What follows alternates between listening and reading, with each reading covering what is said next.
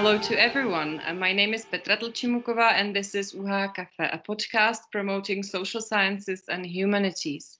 Every other week, we offer a unique insight into the academic sphere, the work and lives of academics. Today's podcast will be held in English. It is my pleasure to host Dr. Spiros Tsoutsoumpis, a visiting professor at the Philosophical Faculty of University in Hradec Králové for the summer semester 21. Dr. Spiros, as I shall call him, is a historian who focuses on warfare, especially the big wars of the 20th century, its ethical dilemmas, people's engagement, and much more. Currently, he is based at the Lancaster University in Great Britain, and that is also where he is connecting from at the moment. Is that correct, Spiros? Welcome Yes. to our podcast. Thank you, Petra. It's a pleasure having this conversation with you, and I hope that I will not bore our listeners very much. And also, I'll just take this opportunity to once again thank everyone at Hradec Králové for being so accommodating in this very difficult time, and for inviting me to lecture. It has been a real pleasure so far, and I think I'm learning a lot at the moment. Thank you. I'm very happy to hear that, and thank you as well indeed. How's the weather in Lancaster at the moment, actually? It's dreadful. It's winter. There is no sun. It's dripping. It's English weather. The only thing is missing somebody, shouting Heathcliff from the moors, or a ghost just, suddenly appearing on the coast. So the weather is very British. I'm also in the northwest of England, which is, it's the weather. It's a tradition to have bad weather, I guess. But I yearn for some nice continental weather, but it's not available at the moment. It's very typical to have such a weather, according to your description. I mean, such a weather in England, I guess. Yeah, the spring started here, so I wish that spring comes to Great Britain very soon as well. Currently, Spiros, you're based at the Department of History. You work as an assistant professor there. Do you focus more on teaching or on your research? I guess it is a shared load. I'm teaching two courses, the one on resistance and collaboration in occupied Europe. The other is a bigger course on civil wars and insurgencies in the 20th century. But I'm also a part of my job at Hradec is also to produce some research, an article which I'm working at the moment, which is also connected to my teaching. So it's in a sense, my teaching informs my research, and my research informs my teaching. So, because some of my findings, some of my thoughts, I presented to the students, and this allows me to kind of test them in real world settings and see how they apply, and how people outside a very small circle of historians who do what I'm do think. So yes, in a sense, the one hand washes the other, and I'm very lucky for this, because I was given a complete freedom to develop my curriculum and to present my ideas, which are sometimes a bit raw. And I'm very grateful, because I'm getting very nice feedback and some very intriguing questions from my students. So the one, as I said, the one hand washes the other. So very nice. And as for your responsibilities in Lancaster? I'm a lecturer. I'm teaching 20th century European history with a focus on the same period, world wars, the Cold War. So it's close. And obviously, I'm pursuing other independent research projects. Some research projects with historians who are affiliated with Hradec Králové, and others. I'm currently editing two collective volumes on paramilitary violence and civil wars in 20th century Europe. The first is with a number of colleagues who are one of whom is stationed at Hradec and the other at Belgrade University. And I'm also co-editing a volume with a colleague from an Australian university. And I'm also, and the other project is kind of a collective project with some colleagues from Bulgaria and Serbia. We're working on a journal special issue that looks at the various articulations of violence in the early 20th century Balkans.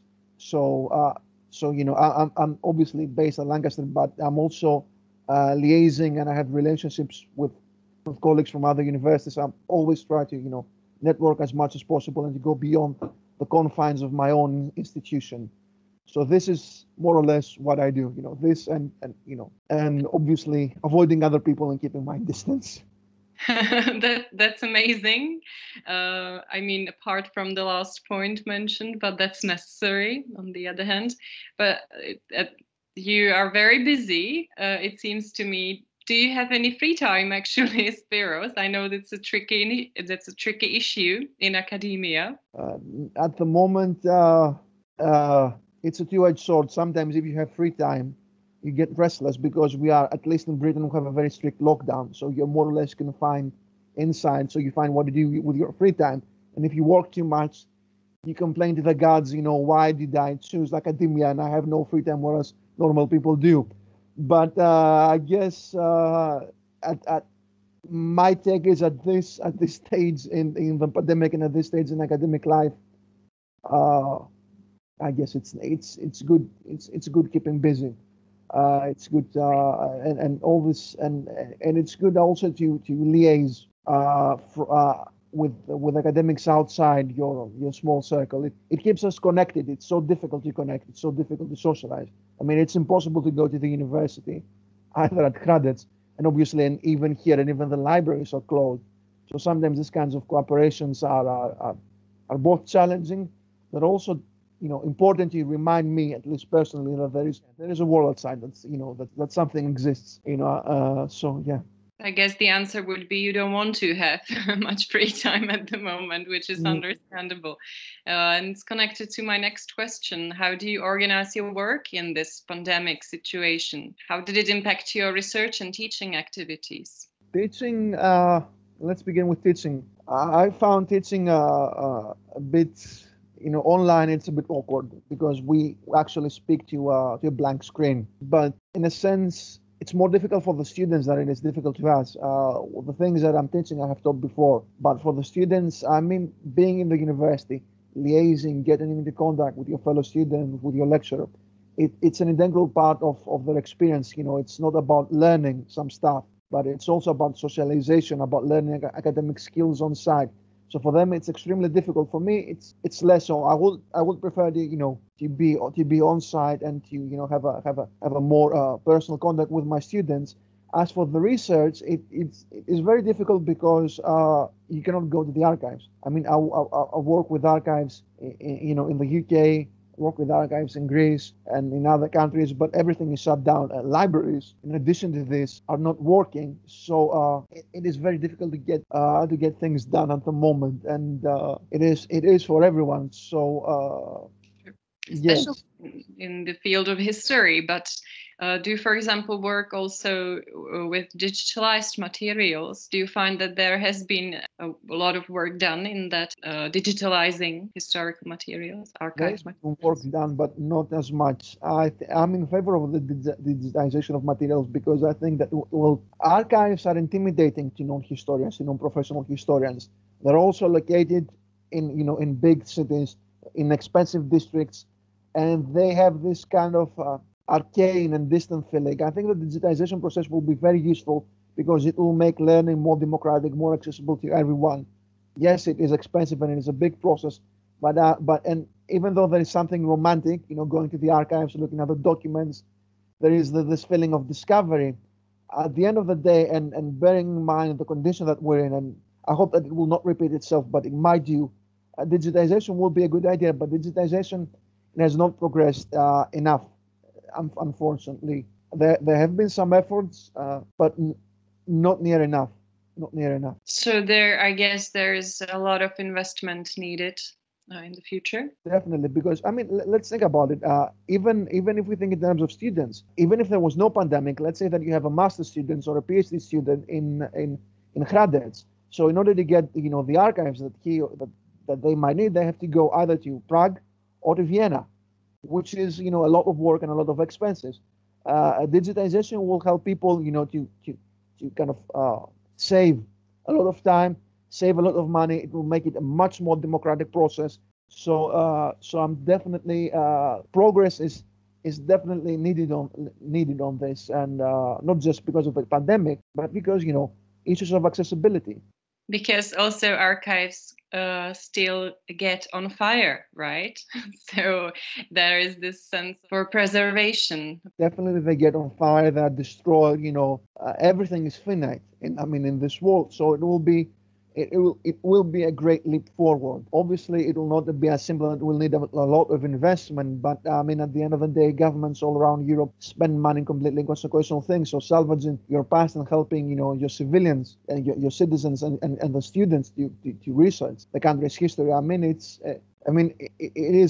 means a great deal. And I think this is even more important in Central East Europe, and the experience of being subjected to successive totalitarian regimes. And there is the issue that there is a lack of confidence on the state and on academia among citizens. So having the archives open, it will help to fight these weird theories floating around. They will get people in contact with actual historical documents. They will help them become a part of the learning process. They will help them, maybe they will dispel some of the myths that are so prominent and all these conspiracy theories. So democratizing the archives, democratizing learning is very important, and it's also very important. And even though I'm all for returning to the classroom, I think that some level of online teaching will be, it is important to exist, because let's say somebody wants to follow, I don't know, a course on Vienna University. You do not have to travel all that, to do this. You can follow something online. So there are great advantages and great perils in online teaching, but I think the advantages outweigh the perils. And at the end of the day, if the universities do not decide to commit to online teaching, then you'll have some weird guy from his, mom's basement on, I don't know, in Texas, just teaching courses on conspiracies and on international, I don't know. Sometimes I get a bit carried away, but we should not be afraid of technology. We should embrace it, use it to our advantage to make education more democratic, to fight disinformation, to fight all these conspiracy theories, to open history, to open academia, and to make it more accessible. Because sometimes people, especially in East Central Europe, I'm thinking of Hungary, but also in a sense Slovakia, the Czech Republic to a greater extent, but there is a very big distrust towards academia, which is not completely unwarranted. Some of it is, but some of it is not. And instead of just saying how stupid everyone is and just condemning populism and condemning nationalism, it will be good to do something to make education more accessible, to show the community that we're a part, that we're a part of it, and that we contribute, and that history has to teach us things. So it's very important to do this instead of complaining all the time, which is a vice very common to academics. Plus, it is part of the inclusivity in green EU policy to do so, right? Yeah, I do not have so much faith on the EU's collective project. It has proved to be a disaster in the past few months. If they're willing to do something like that, it's great. And once again, it is an issue with I think it is a broader issue, but being in a Central European setting, sometimes the EU countries take a very Western, Northern European countries, they take a very abrasive approach towards events in the rest of Europe. So connecting to this, helping to digitize this, helping us to democratize scholarship will be a much greater contribution, rather than giving endless speech on the Visegrad countries and how they have went astray from the main EU narrative. So yes, less preaching and more actions will be good, I hope. But I'm not entirely optimistic about this. Yeah. So yeah, let's push for implementations of these policies. Previously, you were based at Manchester Metropolitan University. Yeah. I personally visited Manchester 2 years ago when the European Sociological Association conference was there. It was a great experience in general, but especially for a sociologist, since Manchester is considered the cradle of industrialization. What has Manchester to offer to a historian such as yourself? And how was the university life in Manchester, I wonder? Yeah, I also did my PhD thesis in Manchester, in the University of Manchester, and I was also employed at the University of Manchester for some time. And later on, as you said, I work in Manchester Metropolitan. So Manchester has, especially the University of Manchester, has for historians it is a very important institution because, for instance, the academic thesis was first pivoted at the University of Manchester, and not just that. I mean, we have the Manchester School of Economics, and we have several great historians and sociologists who work there. So in terms of methodology, they have they have brought new approaches. It's also a nice city to, as you said, it was the cradle of the Industrial Revolution. So it's very intriguing to see how to wander around and to see the monuments of this revolution, but also to see how the Industrial Revolution has played out in the post-industrial age. So I think that Manchester has a lot to teach us in terms of the past. They have imparted a lot in terms of methodology, but at the same time, I think they have a lot to be taught by from outside. So, as you said, in the field of sociology, yes, but I also believe sometimes our perspective. I also believe that the British education system has its own set of problems, and so it's not a panacea. And at the same time, I believe that the education systems in Central Europe, even though they have a lot to teach Northeastern Europe, and at the moment, I think that the British education system deals with a lot of issues that the Central East European education systems have not to do. I mean, if you recall, there was for instance, the events with Black Lives, the murder of George Floyd, for instance, began a discussion about decolonization, how to deal with sources, how to teach history in a multicultural society. So these are very important narratives. But on the other hand, we should be very careful of not seeing everything that happens in Britain or in the US as a model to emulate. In a sense, continental Europe have different experiences, and it will be very perilous to apply the methods and the questions of Britain or the US directly to Central Europe. And I think that Central Europe has its own very long and very distinguished traditions that can also teach a lot to Northern and Western European countries as well. So it's a two-way street. Yeah, I believe that the higher education system is one thing that we can be sort of proud of here. If you should specify some problems of the higher education system in Britain, what would it be? What sort of problems are you actually talking about?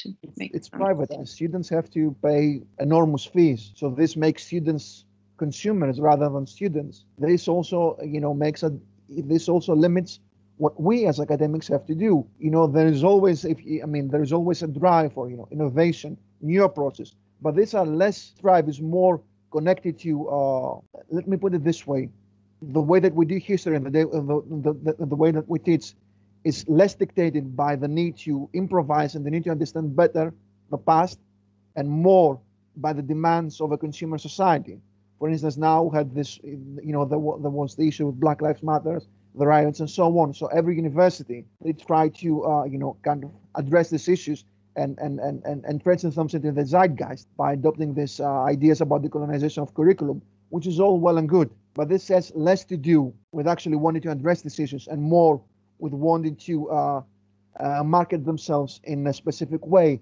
On the other hand, the education in Central Europe and in other countries, it's less commercialized.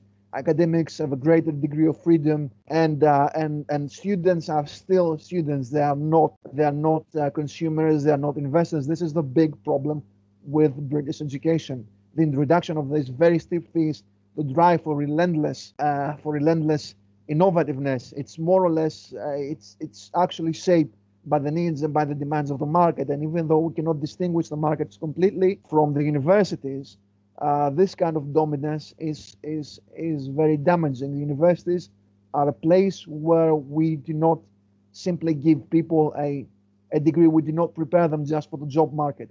Universities are supposed to be a place where we construct, where we mold civilians, when we impart ideas about civic manliness, and if you will, even if it's a bit old-fashioned, when we also teach virtue, we also teach knowledge, but also help students to make themselves better citizens, more productive members of the society. And this is something that has been is being done less and less. And so I think that the more state-centric and if you will more old-fashioned system in Central Europe has the ability to do things that other education systems cannot. So I think that the Czech Republic has a very long and very distinguished tradition. There's always room for improvement, but there is not so much to envy. Definitely, there is, if you will, a Czech road to education, and people will be, I think, more concerned of how to improving and building this model rather than actually uncritically introducing or adopting questions and methods which are irrelevant to their society.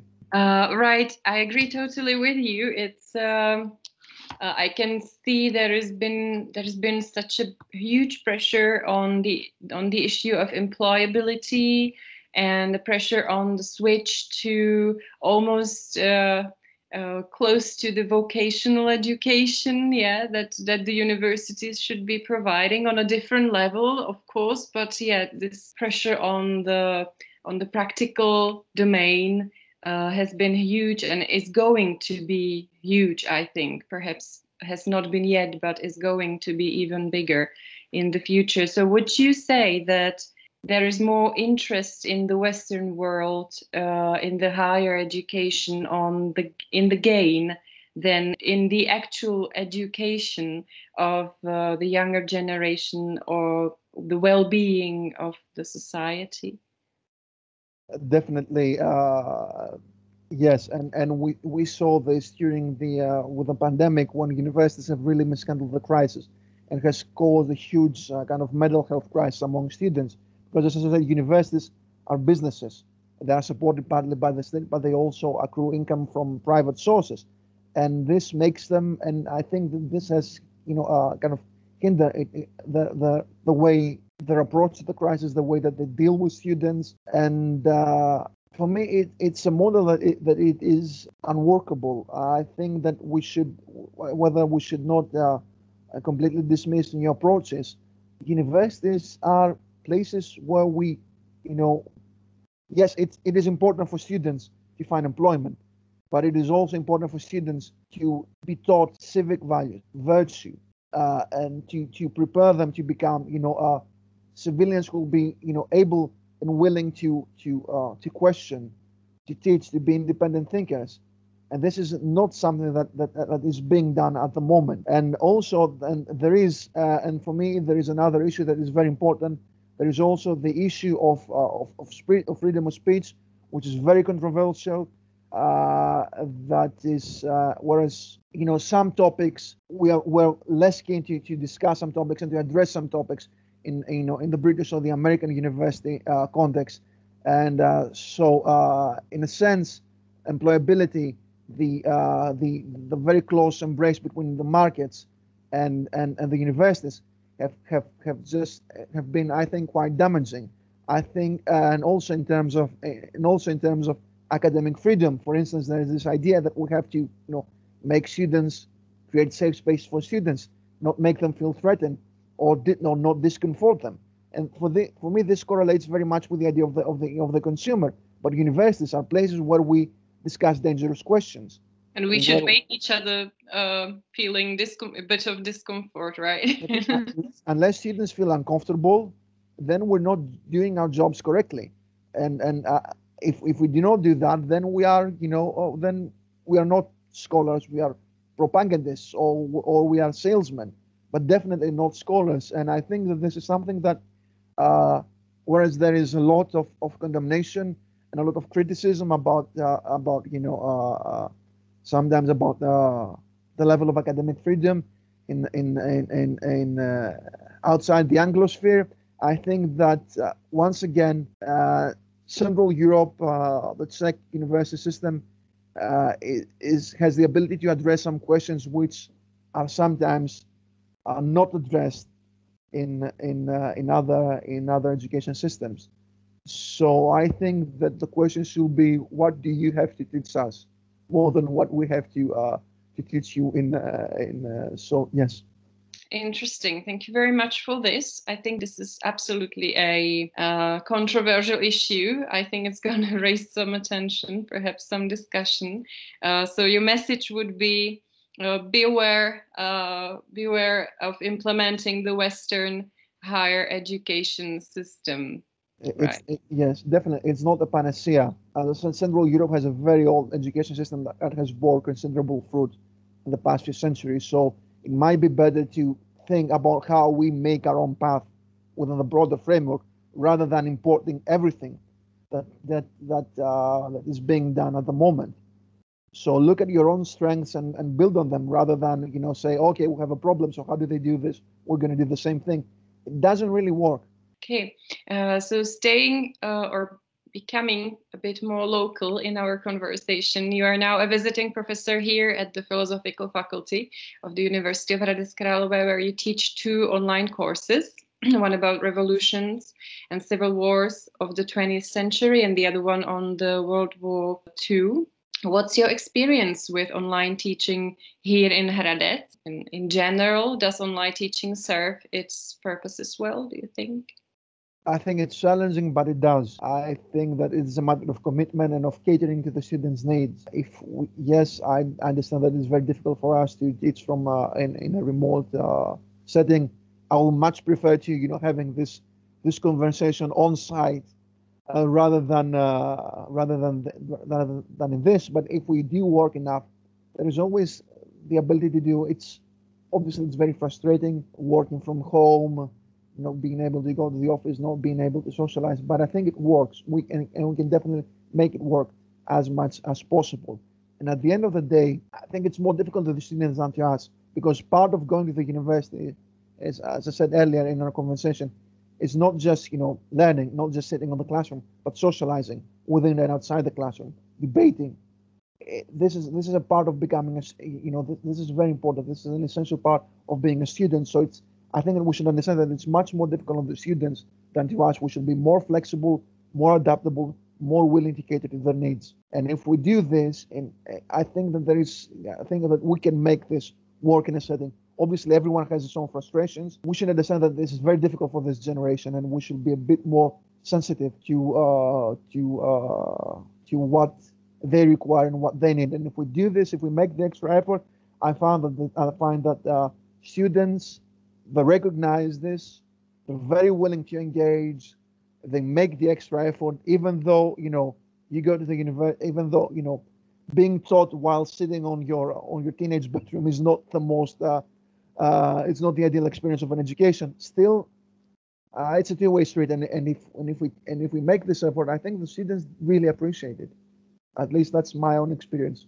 Right. I think the socializing aspect, actually, its lack is very challenging for for all of us, mainly for the students. And just the other day, I was thinking, my God, what are these students what kind of memory are they going to have here when they look back to their student years, and they'll just see them sitting in front of the screen while we all have these very colorful memories of our student years when we were socializing in every way, visiting cultural events and doing things together. So yeah, I feel a bit sorry for them as well, I have to say. And do you have any recommendation, perhaps, how to improve our style or what to do about it? I think at this setting we should be a bit less informal, and try to engage more, try to understand what they do, what they want, what they need. So it's very important to get feedback. It's very important to get not feedback just once a year or once in a semester, but to engage the students, to encourage them to speak up, to inquire how they experience this, to learn about the frustrations, to have this human contact, which is not sometimes it's not available online. It is very important to show that we are here, that we listen to them, that we want to know about what the difficulties, and if we have this feedback, we can also improve the way that we teach. And from my part, I think that the students are making a really heroic effort to adapt to this, because this is not what they have signed for.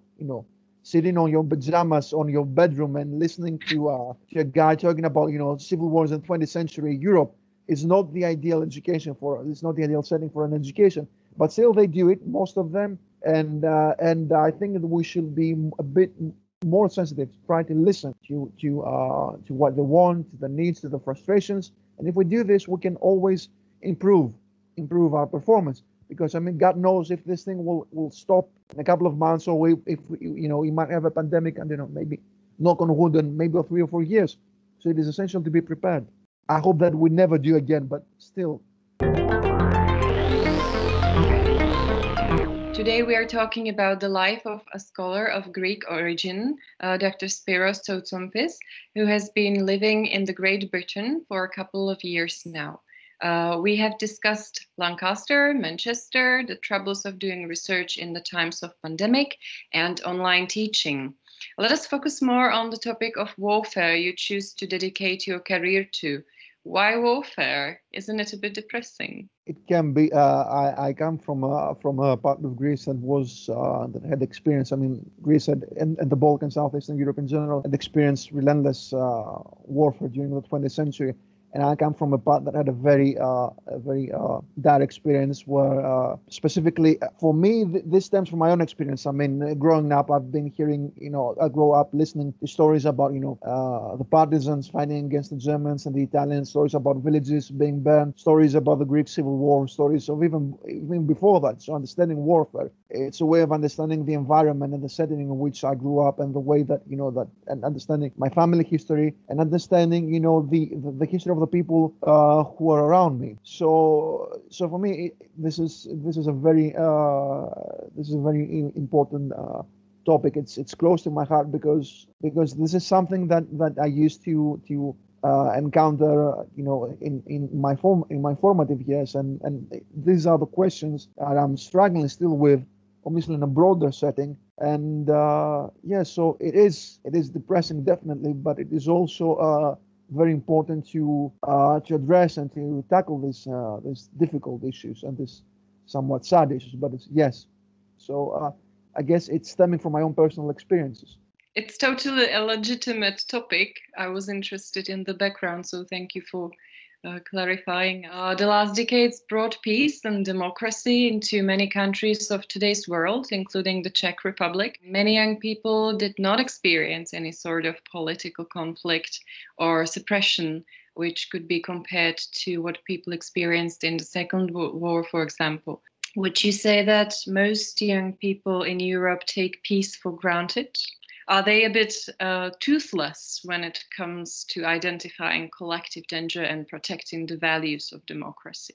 I think that's the case with most people in Europe. We take violence has been absent from our lives, and that's a good thing. And for this, and as you said, this has made us see warfare as something that happens to others, but not to us. But unfortunately, it does. I mean, if you look at, for instance, terrorist attacks that happened in France, where a teacher was beheaded, or if you look at what is going on, or the violent protests in Belarus, or the ongoing conflict in Ukraine, or even in Northern Africa, which is very very near to us, and these conflicts have reverberations for Europe. For instance, if we look at the refugee crisis, it was a spillover from a war that was conducted, that was still waged on the margins, on the broader borders of Europe.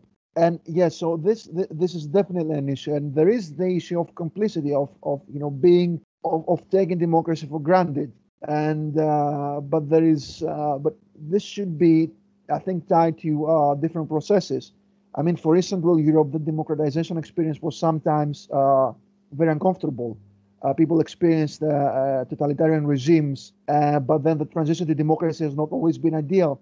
So this also has made people worry of the liberal democratic model, and they would justifiably worry because I mean, let's face it, especially in the ex-Soviet sphere, the democratization process was not that democratic, and it did not take in account of the needs and requirements of the societies. And I think this has left a rather bitter legacy. And if we add this to a broader crisis of democracy that stems from the economic crisis, another assorted crisis, for instance, the refugee crisis, people are Right, people are right. I think they are correct to be worried of democracy. They are correct to question these institutions because, unfortunately, democracies are dysfunctional in much of Europe, and there is always, for me, there is always the danger of populism, of a populist resurgence, and this is because our societies are being eroded from within. So it is very important to not take peace for granted, not take democracy for granted. But the answer is not pointing fingers to say, hey, you, I don't know, you Greeks or Czechs, you are populists, so you better mend your ways. It is a problem that is shared by the entire continent of Europe, and it is something in which historians can contribute. But coming back to your question, yes, they do take democracy. I do not think that they're toothless. I think that they're rightly disappointed. I think that societies have received some promises which have not been kept. I think that young people have not been treated fairly. I think that in the current context of Europe, they've missed on opportunities, and I think that our democracies are dysfunctional. So people are right to be angry, they're right to be worried, but but it's also important to pose the right questions. How do you make this better? Rather than how to kind of get rid of democracy, because there's this tendency as well. Young people are confused. Sometimes they're indifferent, but this indifference should not be seen as as naivety or stupidity.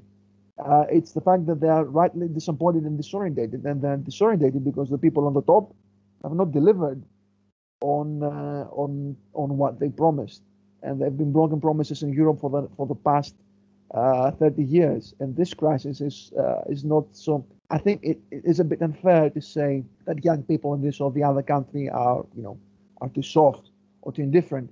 There are broader problems, and there are broader problems, and this kind of indifference is not something.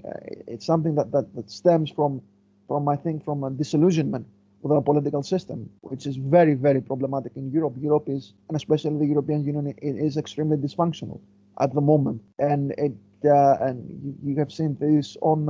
I mean, let's take the current setting. What's happening with the COVID crisis? And the young people are the receiving end of these problems. How have leaders, statesmen, stateswomen, the European Union, how their answer to these problems is non-existent. So young people are quite rightly disappointed, indifferent, frustrated, and angry. So my view is always let's not blame them from being less political. It is always a small minority that's active political. But yes, I think there are several challenges, and we should be more sensitive, and we should be careful of interpreting what we see sometimes as indifference. I think it is also a kind of a muted protest, and it also designates frustration and disappointment with the current setting. However, the anger isn't somehow visible too much. I think what you're saying is that the situation, if you call it a crisis of democracy, let's say, if you agree with that, Yes. you're saying then that it's been culminating for the last decades. It's not just what happens at the moment. Yeah, it's a Definitely, long-term definitely, process. definitely. However, currently we're all, including all young people, we are restrained from the tools to protect democracy in pandemic. The main tool being the gatherings, the protests, protest gathering. What is there to do about that? How to I, make our voice to be heard? I think it's not only protests and gatherings. I mean, let's take, for instance, the Czech, the history of Czechoslovakia. I mean, it's important. Václav Havel. If I think of Václav Havel and his circles, they were not protesting relentlessly. What they did is that they kept critical thinking alive.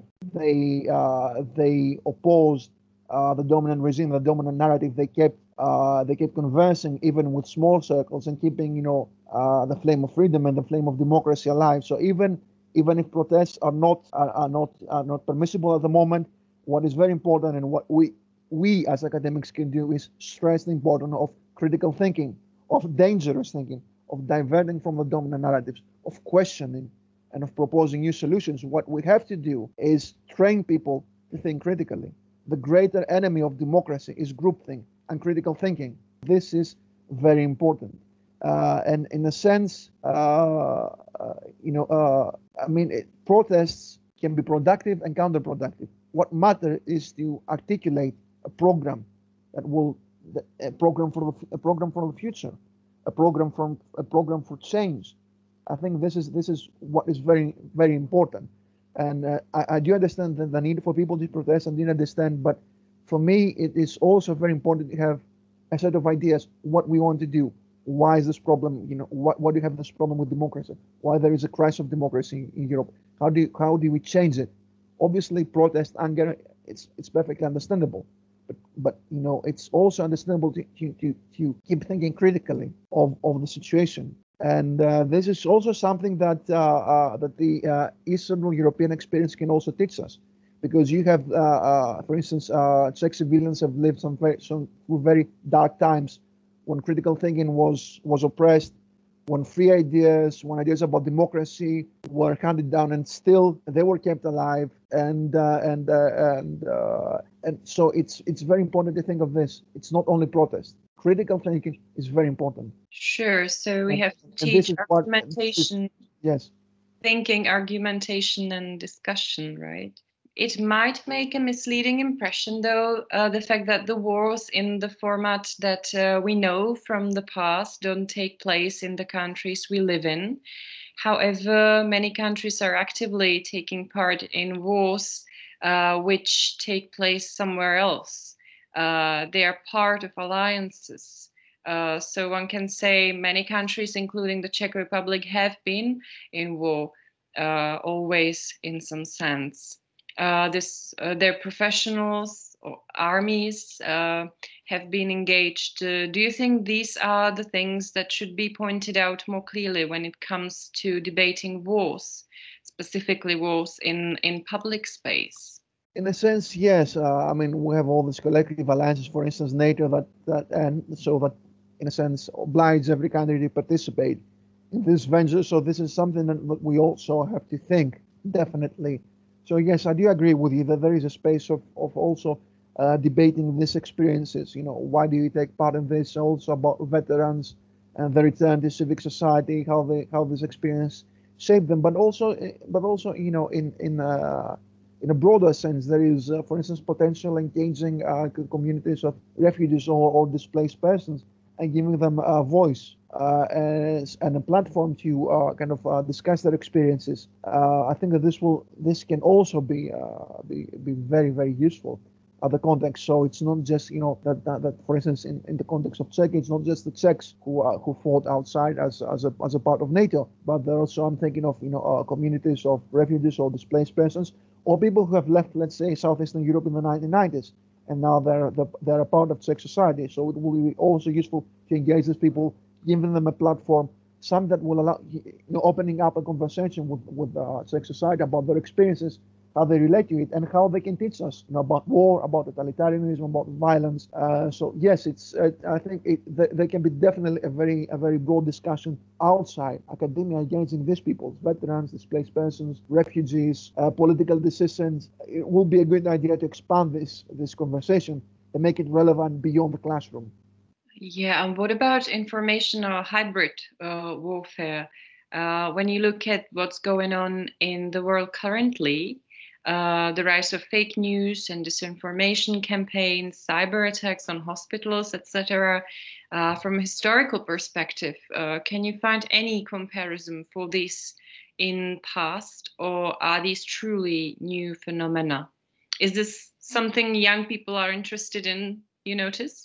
Psychological warfare operations were very important. If you want to listen about fake news, you can, read any newspaper from the 1950s in Eastern Central Europe. It's all fake news. There's nothing real to it. And if we look at the process of the Soviet takeover in Eastern Central Europe, once again, it was based on this: fake news, disinformation, creating panic, creating a climate of fear. So this is nothing new. totalitarianisms always use this kind of disinformation. The problem is this, and this is what we see. People who listen to this are not stupid. Fake news, all these disinformation narratives, they trace a source of a problem and they give the wrong answer, or rather, they give an answer or a narrative that suits their own needs. The problem is that the rise of fake news is because we have a crisis in democracy. We have a crisis of confidence. We have a crisis of confidence towards academics, towards academic institutions, towards all our official institutions, be they, the church, the state, politicians. So fake news are a byproduct of this. It's not something that materialize out of thin air. And it's not something that, and at the end of the day, Kremlin or Peking, they could disseminate fake news all day around. But the problem is that it is the issues, the problems within our societies that make people susceptible to this news. If the political system has proved itself unworthy of the citizens' trust, then this creates fertile ground for fake news. And as I say, I've discussed this with my students because one of the things that I'm looking at is the German occupation of the Cold War, the actual occupation of Europe, and fake news, anti-Semitic narratives, for instance, and far-right narratives were very prominent then. They set in motion, they fed the rise of totalitarianism, and they set in motion, process of mass killing. They also set in motion the process for the totalitarian takeover in Central Europe. So yes, this is something that we address, but at the end of the day, we should remember that the problem is not that these people who disseminate this news, this is a problem. The problem is that citizens, the civilians, the citizen population in Europe has lost faith in institutions. Combating fake news and telling to someone, what you read in Facebook is not true, that's all well and good. But we should think also, why do people go to the sources? They go to the sources because the mainstream media, the mainstream educations have let the civilians down. They have not kept up their end of the bargain. They have not fulfilled the promises. And this is why we have the proliferation of fake news. So what do we have to do? Rebuild trust on the authorities, rebuild trust on education, rebuild trust on experts. This is what we have to do instead of simply combating, instead of simply saying, okay, this is, for instance, Kremlin-based propaganda or Peking-based propaganda or whatever, or, far-right propaganda or far-left propaganda. It's rebuilding trust, encouraging critical thinking, encouraging difficult questions. Sometimes all the sources, all this fringe group give the wrong answer to the right question. And these are questions which the mainstream political system or academia is not willing to ask. So if you have fake news, for instance, in regard to elections or the refugee crisis or the economic crisis or the coronavirus crisis, the problem is that they find fertile ground because the governments they've let the civilians down. And this is the main problem, not just combating fake news, rebuilding trust to institutions. This is the greatest challenge for democracies. Right. However, isn't it maybe too brave to propose a causal explanation to this situation, to say it is a crisis of Western institutions, and therefore the fake news are easily accepted as a source of information? I mean, especially when we know when we can identify these sources of the fake news, isn't it more complicated in reality? I think, propaganda, psychological warfare was always there. It was, psychological operations have been there since the dawn of time. Obviously, now the there are tools like Facebook or Twitter that can make this multiply and they can reach a much greater audience. But at the end of the day, for me, it's very important to understand the source of this fake news. We should address the root cause, and the root cause is lack of trust in authorities. The people who read this fake news, who accept this fake news, they're not of them are stupid or bigots.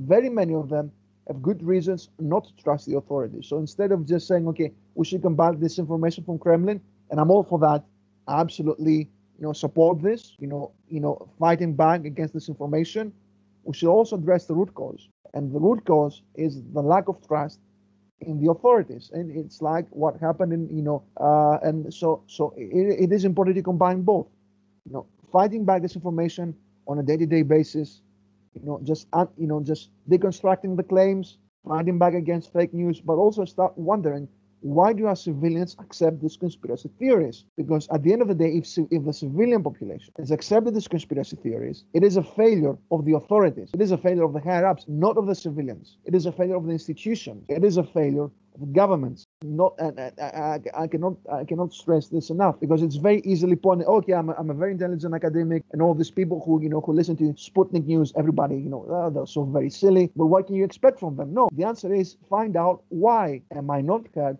and they are heard. What my institution, my approach has done wrong, and instead of denigrating the people as gullible or stupid or populist or racist or whatever, then start thinking the very difficult questions: why our societies are heading this way. This is for me because sometimes we use fake news as an explanation for our shortcomings in Europe. We are attacked by fake news from this or the other source. Yes, but the problem is not the problem is why do civilians, why do ordinary Europeans take this in face value? These are the questions that we have to address. These are the problems that we have to deal with. So just saying, for me, it is a more complex issue. It is an issue, and I'll repeat it, and I'm sorry for repeating it again, rebuilding trust in the institutions. This is the answer for me. Well, And if I can add something, for instance, once again thinking about the Central European experience, because this is something that I taught to my students, the Sovietization process, the Cold War. It was the fact that it was a disintegration of the institution. It was the lack of trust in the institutions that paved the way for Sovietization. The Soviets presented themselves as the heralds of a better and brighter future, and they built on this distrust, and they built on this because trust in the institutions was corroded in the 1930s during the interwar period and disintegrated during the Second World War. And this is what created fertile ground for the totalitarian takeover. And this is what we, in a sense, we see once again being repeated, an erosion of trust in the authorities. Right. It would be, I feel like it's really necessary to define what you mean by institution, though, because that's a very broad sense and can be a bit misleading. I guess that you mean the government, the ministries, the public media, including, right? Yes. All right. So do you think that the empowerment of these institutions would be a solution then? I do not think that empowerment, that giving more strength to the government or constructing a totalitarian model will help us. What I mean is that institutions can be regain trust if they make the life of the civilian population, if they make the life of the citizens easier, better, if they become more accessible. We want to fight disinformation, we want to fight fake news, then we should build more democratic societies, more inclusive societies. There should be more opportunities, more work opportunities, more employment opportunities, more opportunities for direct participation in the democratic process. People who are frustrated, it's not a matter of just strengthening the institutions, giving more power to the police. And I'm quite against that. It's creating a more inclusive society, a more mobile society. One of the problems, with fake news, one of the problems with this growing sense of disappointment is that our societies are less mobile than they were 20 or 10 or 15 or 30 years ago. That there is stagnation, that there are less opportunities for democratic participation. One of the problems is that the higher-ups, the political class, especially in the West and the America, has become a closed case where no outsiders can intervene. The problem is that even the media, the people who preach democracy, are part of a closed case that accepts no outsiders. We have people who are preaching against fake news, for instance, all the time, but they belong, for instance, in the you see this in places like the United States or Britain. Who are the people on the mass media? Who are the people on the university? They're the people who already have ties to the system. The system is closed. Therefore, people distrust it. Let's look, and this is what I said to our colleagues. Let's look at academia. Who are the academics? 85 to 90%, they come from upper middle class families. They are part of a closed case. Academia is shut. Social mobility is not available as it used to be. And people and opportunities are not there. So people are right to question this, to question academia, to see in a sense some parts of academia, especially in the West, as privileged. Unless we address these issues, there can be no real conversation.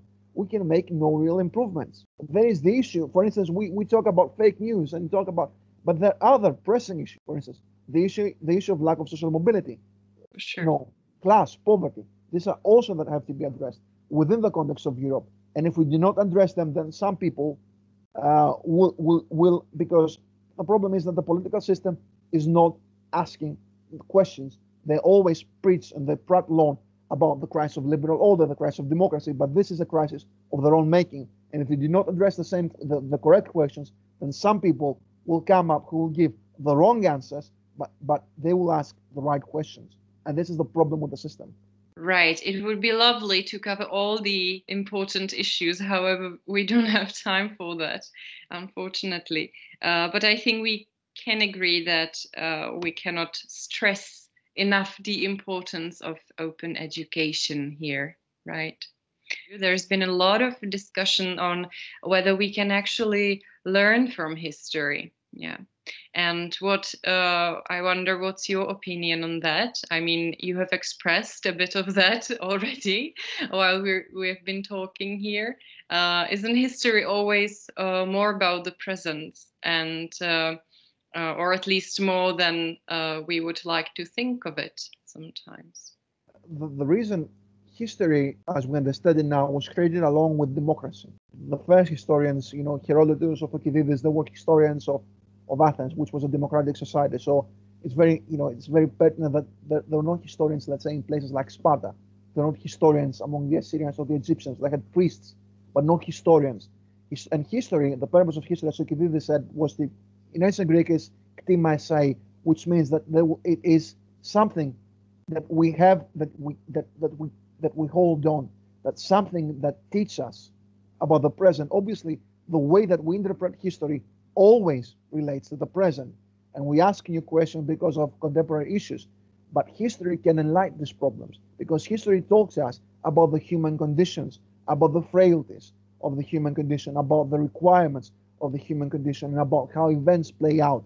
So history can definitely teach us. A democratic society, a free society, will be one who will use this definition, who will use history to enlighten the past, who will be open and truthful about history.